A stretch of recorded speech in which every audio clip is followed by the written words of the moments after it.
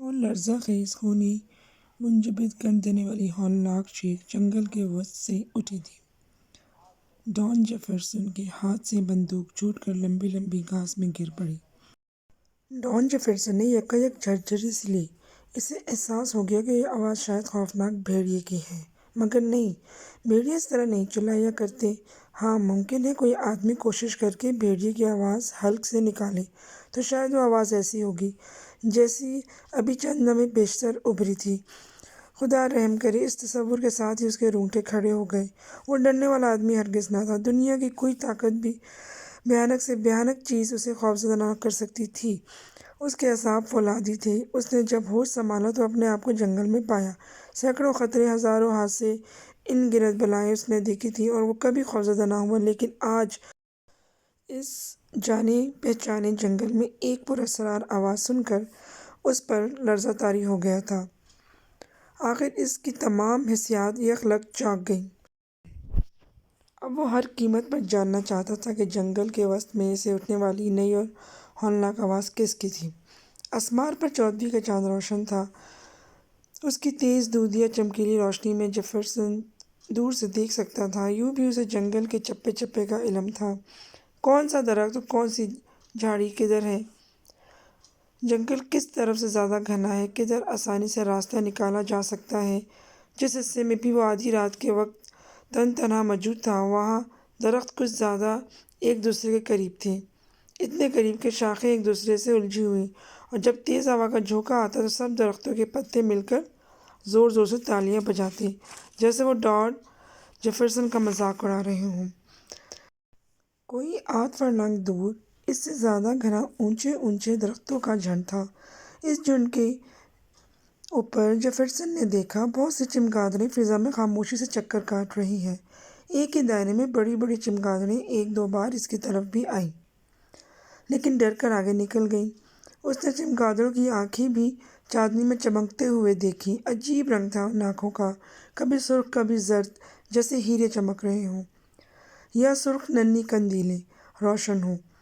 Jefferson کو یہ آج سب کچھ عجیب لگ رہا تھا۔ ایسا کیوں تھا، یہ اس کی سمجھ میں نہیں آ رہا تھا۔ گرد و پیش ہیبت ناک سناٹا تھا۔ ایسا معلوم ہوتا تھا جیسے جنگل میں کوئی ہو ہی نہ، خاموشی ہو، ہر طرف خاموشی ہی خاموشی، اداسی ہی اداسی۔ یکایک اس نے محسوس کیا کہ ہوا بھی تھم گئی ہے۔ درختوں کے وہ پتے جو چند لمحے پیشتر تیز ہوا کے جھونکوں میں تالیاں بجا رہے تھے، یک لخت گمسم ہو گئے۔ اس نے اپنی 12 بور کی بندوق جھک کر گھاس میں سے اٹھائی۔ ابھی سیدھا بھی نہ ہوا تھا کہ ایک بار پھر جنگل کی فضا اسی بھیانک چیخ سے لرز اٹھی۔ اس کا خون دہشت سے جمنے لگا۔ جھکی ہوئی کمر اور بندوق کی طرف بڑھا ہوا ہاتھ جیسے پتھر کا بن گیا۔ اس کی پیشانی پر پسینے کے ننھے ننھے قطرے پھوٹنے لگے۔ اس مرتبہ آواز زیادہ گونجدار اور صاف تھی، جیسے بہت سے بھیڑیے یک لخت چلائے ہوں۔ جیفرسن نے یہ بھی محسوس کیا کہ آواز کچھ اور قریب آ گئی ہے، یا ممکن ہے کہ یہ اس کا وہم ہو۔ اس نے پوری قوت ارادی سے کام لے کر بندوق مضبوطی سے تھام لی اور تن کر کھڑا ہو گیا۔ اس کی نگاہوں کے سامنے درختوں کا وہی جھنڈ تھا جس کا ایک ایک درخت برسوں سے اس کا جانا پہچانا تھا۔ وہ ان گنت بار شکار کے لیے آیا تھا اور اس کو آج تک کوئی حادثہ پیش نہ آیا۔ وہ نہایت قوی ہیکل اور بہادر تھا۔ کم از کم ارد گرد کی بستیوں کے لوگ اس کے بارے میں یہی سوچتے تھے کہ اس سے زیادہ طاقتور اور نڈر شخص کوئی اور نہ تھا۔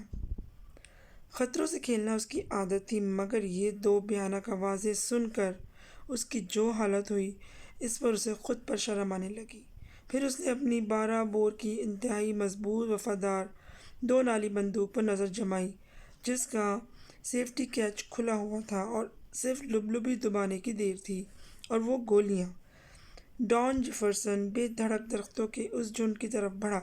اس کا خیال تھا کہ کوئی نہ کوئی آدمی یا درندہ انہی درختوں میں چھپا ہوا ہے، اور پھر اس نے اسے دیکھ لیا۔ صنوبر کے بہت پرانے درخت کے قریب، جس کے ارد گرد لمبی لمبی گھاس تھی، سفید سفید سی کوئی چیز حرکت کرتی نظر آئی۔ ایک لمحے کے لیے اس کو اپنی آنکھوں پر یقین نہ آیا، لیکن نہیں، ضرور وہاں کوئی موجود تھا، اور تب اسے یاد آیا کہ اس حصے کے بارے میں عوام میں طرح طرح کی مضحکہ خیز کہانیاں مشہور ہیں، اور سب کا مرکزی خیال یہی ہے کہ صنوبر کا درخت آج سیب زدہ ہے۔ ادھر سے کوئی گزرتا ہی نہ تھا۔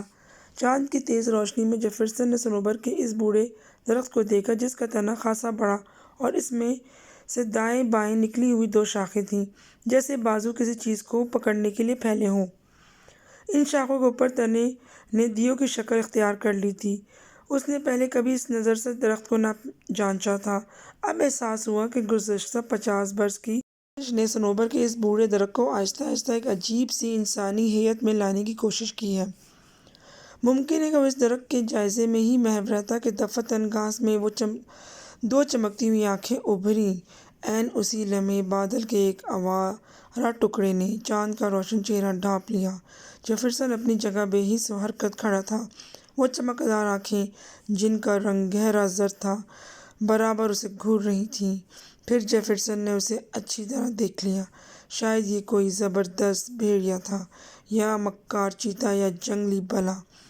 فیصلہ نہ کر سکا ان میں سے کون سا درندہ ہے۔ گھاس میں دبکا ہوا، اور جیفرسن کو صرف اس کا سر، پیشانی اور پیشانی کے نیچے دو زرد زرد بڑی بڑی آنکھیں نظر آئیں۔ بادل کا ٹکڑا چاند سے پرے ہٹ گیا، اور اب جیفرسن نے خوب غور سے درخت کو دیکھا۔ تھوڑی دیر پہلے جو دہشت اس پر طاری تھی وہ دور ہو چکی تھی۔ وہ چند قدم اور آگے بڑھا۔ اب اس نے درندے کا بقیہ جسم بھی بخوبی دیکھ لیا تھا۔ ادھر درندے نے بھی اپنی جگہ سے معمولی سی جنبش کی اور سرک کر جیفرسن کے نزدیک ہونے کی کوشش کی۔ اس کے جسم پر لمبے لمبے بھورے بال تھے۔ اس نے سوچا ممکن ہے یہ ریچھ کی کوئی ایسی نسل موجود ہو جو اس نے پہلے کبھی نہ دیکھی، مگر اس کا جسم، اس کے ہاتھ پیر ریچھ یا بھیڑیے کے بجائے کسی انسانی آدمی سے ملتے جلتے تھے۔ یکایک اس نے اپنا منہ اوپر اٹھایا، اور جیفرسن کے منہ سے چیخ نکلتے نکلتے رہ گئی۔ خدا کی پناہ، اس کا چہرہ انسانی چہرے سے کس قدر مشابہت رکھتا تھا! ایسی ہی پیشانی، ویسی ہی ناک، ویسے ہی رخسار۔ فرق صرف اتنا تھا کہ منہ کی جگہ لمبی سی تھوتنی جیسے بھیڑیوں کی ہوتی ہے۔ اس کے علاوہ آنکھیں تو بالکل انسانوں کی سی تھیں، سوائے اس کے ان میں بے پناہ چمک تھی۔ ایسا معلوم ہوتا تھا کہ یہ کوئی درندہ نما انسان یا انسان نما درندہ ہے۔ اس کا مطلب ہے کہ کارٹر کی بیان کردہ کہانی درست تھی۔ ڈان جیفرسن نے سوچا، مگر یہ کیوں کر ممکن ہے؟ کیا آدمی مرنے کے بعد بھی بھیڑیا بن جائے؟ یا جیفرسن جیسا شخص جو بدروحوں آصف پر کبھی یقین نہیں رکھتا تھا، آخر کیسے مان لے کہ کارٹر کے بیان کردہ وہ واقعات بالکل درست تھے؟ وہ اس کی کہانی سن کر دل میں بہت ہنسا تھا، لیکن اب آدھی رات کے وقت جنگل کے اس حصے صنوبر کے اجڑے ہوئے درخت کے قریب جو کچھ وہ دیکھ رہا تھا، اس سے اندازہ ہوتا تھا کہ کارٹر سچ کہہ رہا تھا۔ یہ تمام خیالات بجلی کی مانند ایک سیکنڈ کے ہزارویں حصے کے اندر اندر جیفرسن کے ذہن میں آئے اور نکل گئے۔ دفعتاً وہ زرد چمکیلی آنکھیں ایک دم سرخ ہو گئیں، جیسے آگ کے دو دہکتے انگارے۔ غرغراہٹ کی آوازیں اس کے کانوں تک پہنچ گئیں، مگر اب وہ پوری طرح مستعد تھا۔ اس نے اطمینان سے بندوق کا کندھا کندھے سے لگایا، اس انسانی بھیڑیے کی دونوں آنکھوں کے درمیان پیشانی کا نشانہ لیا اور لبلبی دبا دی۔ بندوق کی دونوں نالیوں سے یک لخت دو شعلے نکلے، اور جیفرسن کو محسوس ہوا کہ دونوں گولیاں نشانے پر بیٹھیں۔ 12 بور کی دو نالی بندوق نہایت طاقتور تھی، اور جیفرسن اس میں لمبے لمبے نہایت وزنی سیسے کے جو کارتوس استعمال کرتا تھا، وہ ایسے تھے جو ہاتھی کا بھیجا بھی توڑ سکتے تھے۔ یہ انسانی بھیڑیا بھلا کس کھیت کی مولی تھا؟ جیفرسن نے دیکھا کہ گولیاں کھا کر وہ درندہ فضا میں اچھلا، اور ایک خوفناک چیخ اس کے منہ سے نکلی، مگر دوسرے ہی لمحے وہ دوبارہ اچھلا اور گھاس کو چیرتا ہوا جارحانہ انداز میں اس کی طرف لپکا۔ اب اس کے لمبے لمبے سفید دانت بری طرح کھلے ہوئے سرخ چبڑے سے جھانک رہے تھے۔ اس نے اب بھی اپنے آسان خطا ہونے نہ دیے۔ کئی قدم پیچھے ہٹ کر بندوق میں جلدی سے کارتوس بھرے اور دو فائر کیے۔ بلا شبہ دونوں گولیاں اس دفعہ بھی انسانی بھیڑیے کی کھوپڑی میں لگی تھیں، مگر نہ وہ گرا، نہ ڈرا، نہ زخمی ہوا۔ غضب میں بھر کر غررایا اور چلاتا ہوا جیفرسن کی طرف لپکا۔ ایک لمحے کے لیے اس کے دل کی حرکت بند ہوتے ہوتے محسوس ہوئی۔ کارٹر کی بیان کردہ کہانی صحیح ثابت ہو رہی تھی۔ یہ درندہ سیسے کی گولیوں سے مرنے والا نہ تھا۔ اس سے بیشتر کہ وہ کچھ سوچ سکے، انسانی بھیڑی نے دل دہلا دینے والی گرج کے ساتھ اس پر حملہ کیا اور دائیں پنجے سے اس کا منہ نوچنا چاہا، لیکن جیفرسن نے بندوق الٹی کرکے پوری قوت سے اس کا کندھا درندے کی کھوپڑی پر مارا۔ یہ ضرب اتنی شدید تھی کہ اگر شیر پر پڑتی تو وہ لڑھکتا ہوا دور جا گرتا، مگر انسانی بھیڑیے پر اس کا کچھ اثر نہ ہوا۔